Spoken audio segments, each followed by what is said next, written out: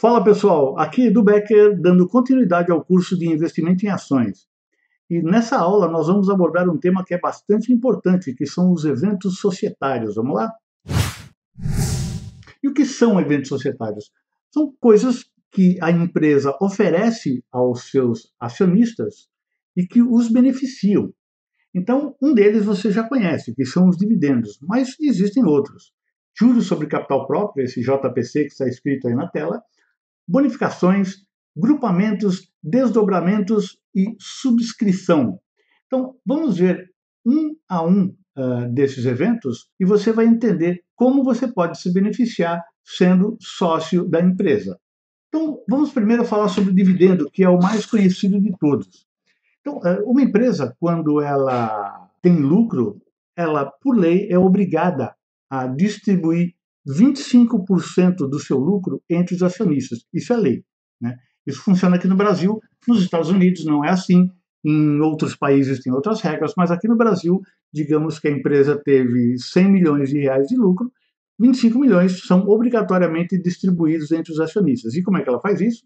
Ela pega a quantidade de lucro que ela vai distribuir, divide pelo número de ações que ela tem e vai dar um pouquinho para cada um. Então, digamos que ela divida, por exemplo, 10 centavos por ação, né? Só um exemplo. Então, se você tem uma ação, você ganha 10 centavos. Se você tem 10 ações, você ganha R$ 1. Se você tem 100 ações, você ganha R$ 10 e assim por diante, né? E você ganha mesmo. É como se você fosse sócio de uma padaria e no final do ano tivesse lucro, apurado lucro e pega uma parte do lucro para você fazer qualquer coisa que você queira, né? E, na verdade, quando você tem ações de uma empresa, você é de fato sócio dela e tem direito a receber parte do lucro da empresa. A grande vantagem é que este lucro ele é isento de imposto de renda, ou seja, você não paga nada. Ele é limpinho, vem para o seu bolso do jeito que saiu da empresa, né? E todas as ações, e agora você já sabe, né, as ações ON e as ações PN, todas elas dão direito a dividendos. E aí a empresa, respeitando aqueles limites de 25%, né, que é o mínimo, a empresa define em seu estatuto, se você entrar lá no site de RI da empresa, que é Relações com os Investidores, e buscar lá o estatuto, você vai ver como que ela define o pagamento de dividendos. Tem empresas que definem que vai pagar 50%, 60%, 30%, e ela só vai pagar, obviamente, quando tem lucro, né? Quando ela não tem lucro, ela não tem de onde tirar o dinheiro para pagar os dividendos. E as empresas, elas pagam isso de forma regular. Tem empresas que pagam anualmente, tem empresas que pagam semestralmente, trimestralmente, quadrimestralmente, mensalmente. E como é que você sabe isso? Você vai lá no estatuto da empresa, né, que você está interessado, e lê lá no estatuto, e ela vai, ali vai estar escrito, né, ela vai dizer para você com que periodicidade ela vai pagar os dividendos.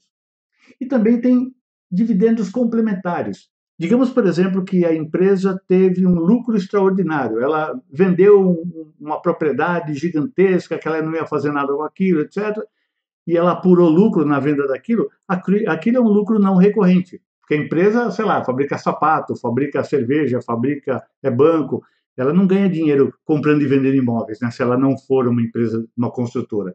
Então aquilo é um lucro que não acontece sempre, é não recorrente. Ela pode optar e falar assim, olha, vamos pagar, em cima do lucro desse imóvel, vamos pagar dividendos complementares.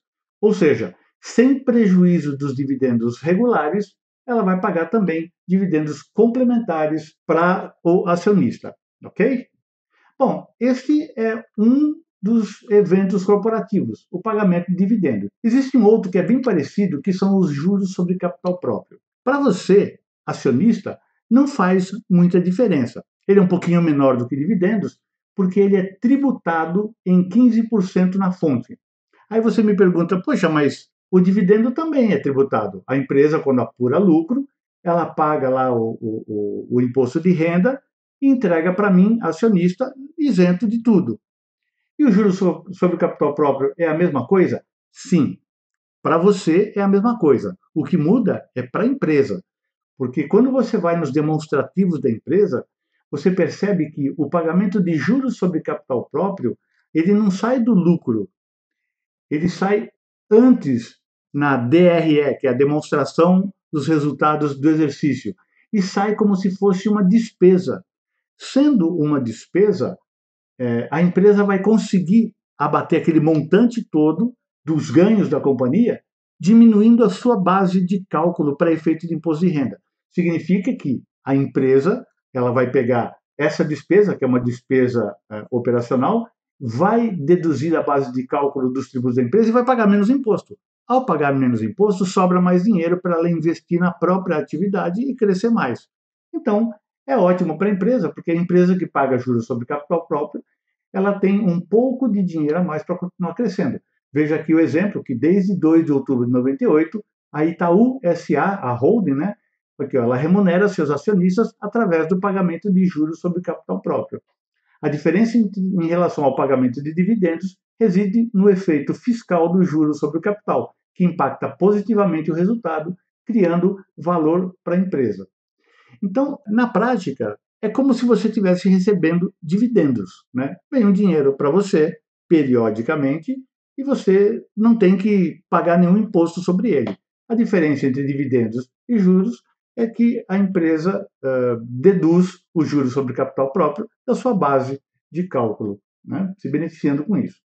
Então, veja, por exemplo, você teve uma aula falando sobre ganhos de capital, né? Então, digamos que você comprou ações de Itaú no dia 2 de janeiro de 2017, esses são exemplos reais, você pode ir lá na sua plataforma ou no seu home broker e procurar esses valores, são esses. Você comprou ações do Itaú no dia 2 e vendeu no dia 8 de 5 de 2017. Você vê que a empresa valorizou, né? O preço da ação valorizou. Houve um retorno, se você vendesse aqui, você teria ganho 15,69%, 15,7%. Só que nesse período, o Banco Itaú pagou dividendos e também juros sobre capital próprio. Diferente da Itaú SA, que paga basicamente juros sobre capital próprio, o Banco Itaú paga dividendos, né? Então, somando neste período, né, de 31 de janeiro até 28 de abril, que foi o último juro sobre capital próprio, dividendo, desculpa, que ela pagou, somaram aqui 0,83%, que em relação ao valor de uma ação dá 1,60%. Então você vê que nesse período você teve dois ganhos, o ganho de capital e o ganho de dividendo, né?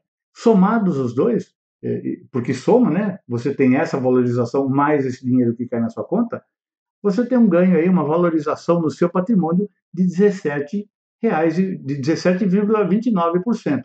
E se você pegar esse dividendo aqui e converter em mais ações, você tem ganhos exponenciais, conforme mostra este gráfico aqui, ó. Aqui, em vermelho, você tem a variação do IBOV, né, ajustada de 2007 até 2017. São 10 anos aí de IBOV, né, que o IBOV ficou mais ou menos de lado nesse período, né. Você note que aqui que as ações da Taesa, sem considerar os dividendos, você vê que ela veio aqui, subiu um pouco, ficou meio de lado, fez um pullback, subiu um pouco, fez um pullback, ficou de lado, caiu um pouco, subiu. Ela está mais ou menos de lado nesse período, né?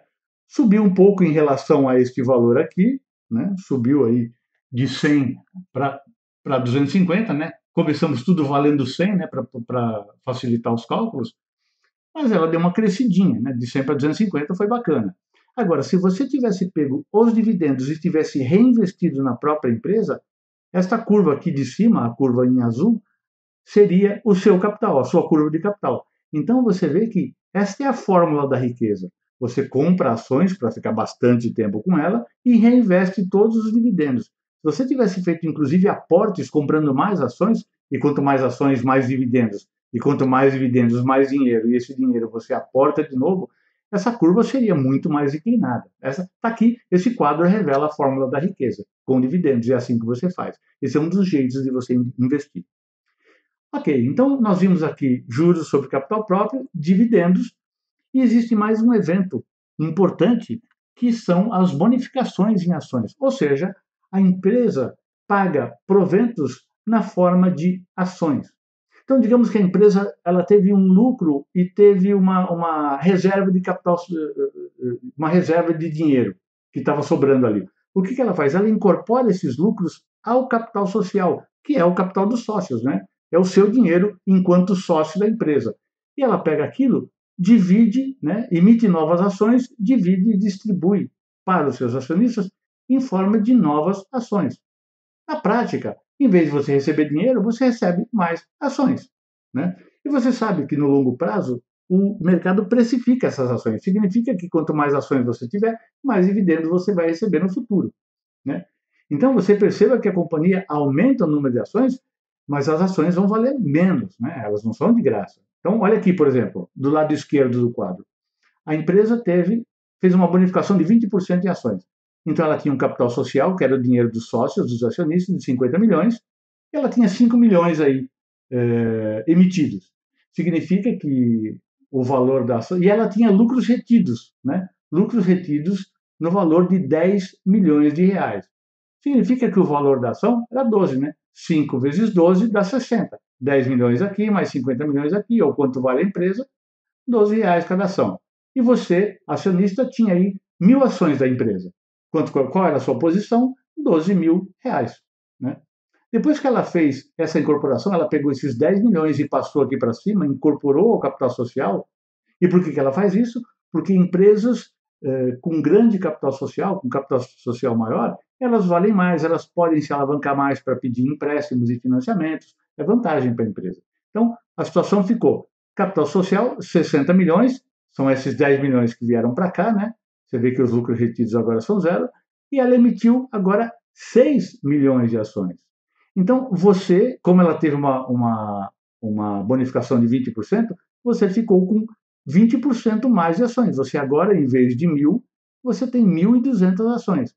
Só que o valor da ação, agora, são mais ações, né? Em vez de 5 milhões, são 6 ações, para um capital de 60, as ações valem 10 reais. Significa que você continua com os 12 mil reais. Você só tem mais ações do que tinha antes, o que no longo prazo é benefício para você na hora de receber os dividendos. Ok? Bom, tem outros eventos também bastante comuns, que são o grupamento e o desdobramento. Eles mudam o número da ação, a quantidade de ações, né, sem mudar o capital social. Nós tivemos dois exemplos importantes aí, né, que foi um exemplo, na verdade, importante, que foi a Magazine Luiza.